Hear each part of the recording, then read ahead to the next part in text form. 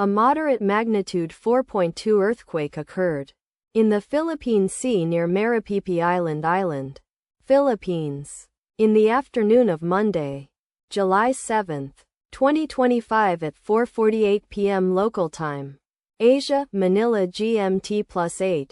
The depth of the quake could not be determined, but is assumed to be shallow. The quake was reported felt by some people near the epicenter. First to report, EMSC after 9 minutes. The earthquake occurred 9 days after a magnitude 4.3 earthquake had hit on Saturday, June 28, 2025, at 7:52 p.m. local time. Asia, Manila GMT+8.